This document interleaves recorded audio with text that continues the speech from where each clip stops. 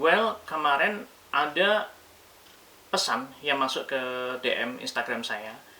Bunyinya begini, Mas, Majinan, aku sedang dalam proses mewujudkan mimpiku, mewujudkan cita-citaku. Tapi di dalam proses mewujudkan mimpi dan cita-citaku, ada orang yang menghalang-halangiku. Ada orang yang meragukan jalan yang aku tempuh. Ya, aku malah jadi minder, Mas. Aku malah jadi kurang percaya diri. Apakah benar pilihan yang selama ini aku tempuh?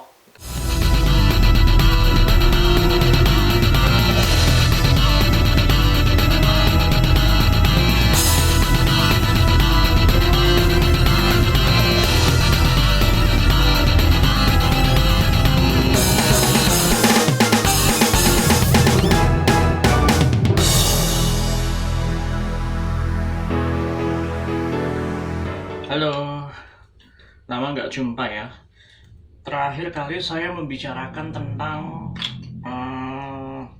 motivasi sama branding dan rebranding, dan itu pun sifatnya bentuknya trailer. Bentuknya trailer.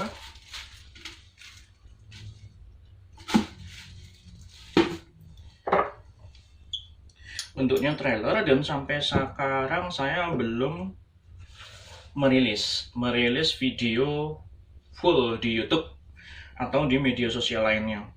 Nah, jangankan merilis, membuat aja belum. Tapi saya sudah punya draftnya. Nah,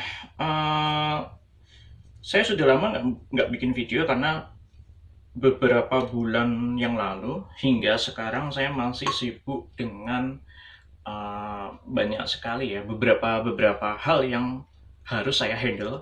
Tapi dari beberapa hal itu detail-detailnya cukup berat juga ya. Salah satunya tentang kesehatan.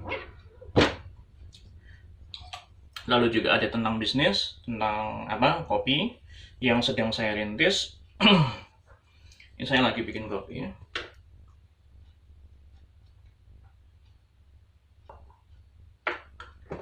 Nah, kali ini saya akan memulai video pertama setelah saya lama vakum dengan video tentang motivasi sebagaimana yang telah saya rilis trailernya di Instagram saya.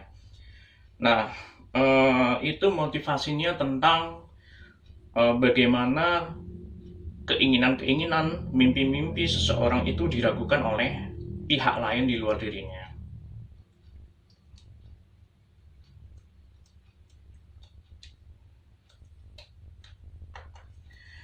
Nah, itu di dalam dunia kreatif kita tidak hanya berbicara tentang persoalan-persoalan teknis, gimana caranya menghasilkan fotografi yang baik, karya fotografi yang baik, gimana caranya menghasilkan karya visual, gimana caranya untuk ngedit, macam-macam. Nah, di sini kita tidak hanya berbicara tentang persoalan teknis, tapi juga tentang persoalan psikis ya, psikis.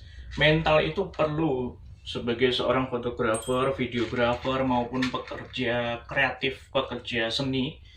Mental itu sangat perlu. Kita punya pilihan.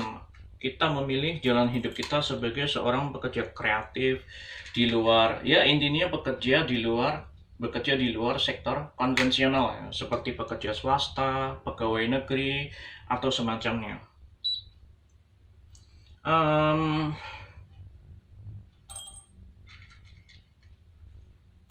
Jadi gini, ada kemarin orang nge-DM saya, ada juga yang WhatsApp gitu. Dia tanya, Mas Jinan, gimana sih caranya menghadapi orang-orang yang meragukan pilihan hidup kita? Gimana caranya untuk menghadapi orang-orang yang sukanya toksik, mempengaruhi kepercayaan diri kita sehubungan dengan pilihan dalam hidup kita gitu. Ya simpel gini, yang namanya pendapat itu tidak semuanya bisa dipercaya. Kenapa? Karena tidak semua pendapat itu memiliki argumentasi yang kuat. Berdasarkan pengalaman saya, kebanyakan orang itu tidak mampu membangun argumentasi yang kuat untuk mempertahankan pendapatnya terhadap orang lain, dan bahkan cenderung pendapatnya itu toksik. Cara berpikirnya itu menurut saya berlawanan dengan ilmu logika.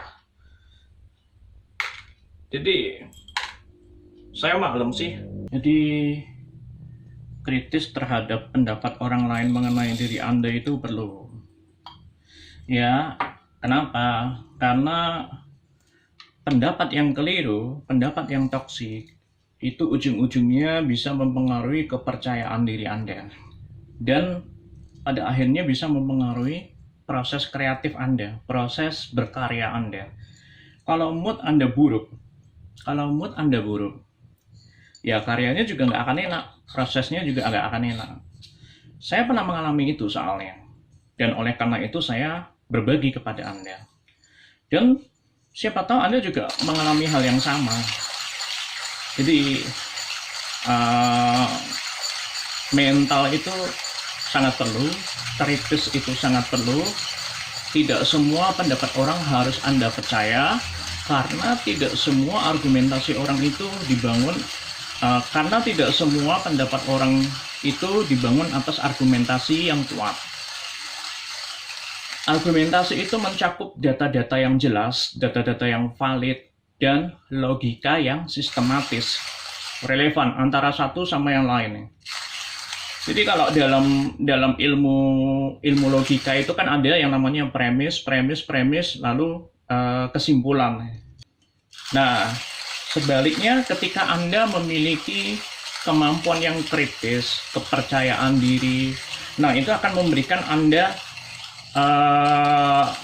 perasaan yang positif, sehingga karya-karya Anda, proses-proses Anda itu lancar. Proses Anda lancar, karya Anda bagus, enak, moodnya enak. Ya, kenapa saya membagikan video ini? Ya, karena saya ingin memberikan manfaat kepada orang lain, bahwa Anda tidak sendirian, bahwa saya ingin membantu Anda. Anda itu layak untuk bahagia, gitu kan, layak untuk dimengerti. Nah, untuk bisa menilai dengan baik, Anda harus mulai dari diri Anda sendiri.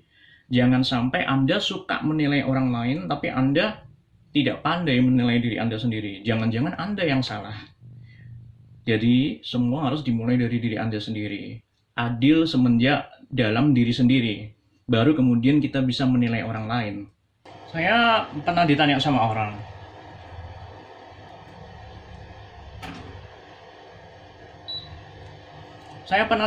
orang, sehubungan dengan menilai diri sendiri sebelum menilai orang lain.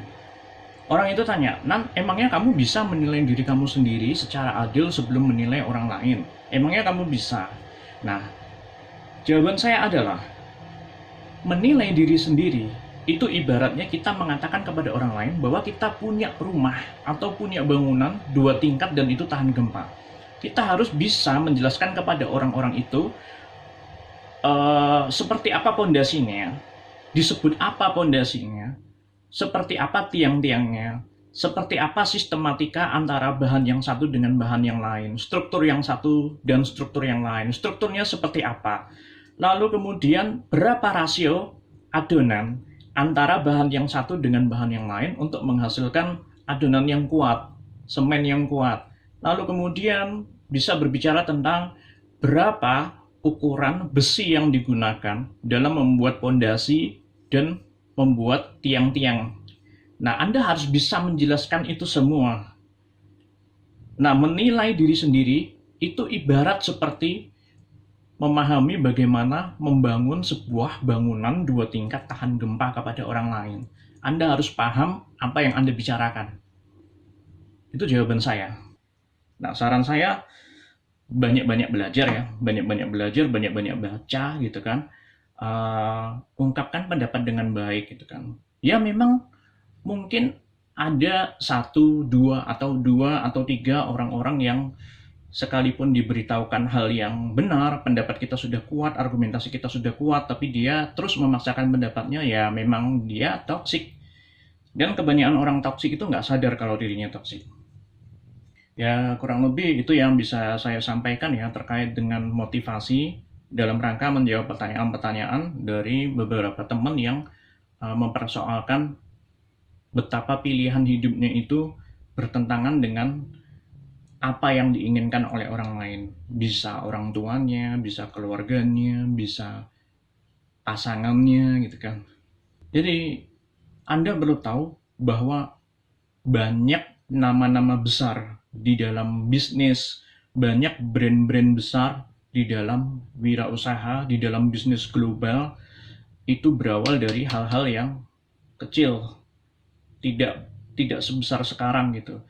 Dan mereka juga punya kisah hidupnya masing-masing di mana mereka ditertawakan, diremehkan, diragukan, dijegal, diinjak-injak sampai mereka bisa menjadi orang yang besar secara global.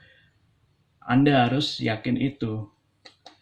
Bahwa ada orang yang sama seperti Anda gitu kan. Rata-rata orang besar pada titik ini dan orang besar di masa depan itu dibentuk dari orang-orang yang besar dari lingkungan yang penuh tekanan semacam itu.